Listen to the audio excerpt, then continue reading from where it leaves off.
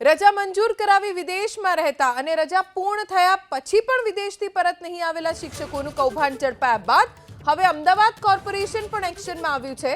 કેટલાક અધિકારીઓ કર્મચારીઓ વિદેશ રજા પૂર્ણ કરી પરત નોકરી પર હાજર નથી થયા તેવું મ્યુનિસિપલ કમિશનરના ધ્યાને આવ્યું। તેઓની સામે કોઈ ખાતાકીય કાર્યવાહી પણ કરવામાં નથી આવી। આ મુદ્દે કમિશનરે તમામ ખાતાના અધિકારીઓને છેલ્લા 3 મહિનામાં રજા ઉપર ગયેલા અને રજા પૂર્ણ કરી નોકરી ઉપર પરત હાજર ન થયેલા તમામ કર્મચારીઓની યાદી મંગાવી છે। તો વિદેશ જવાના કારણોસર રજા લઈને પરત ફર્યાની તારીખ અંગે હાલ માહિતી માંગવામાં આવી છે। બની શકે કે ભવિષ્યમાં આવા કર્મચારીઓની સામે કડક કાર્યવાહી પણ થઈ શકે છે।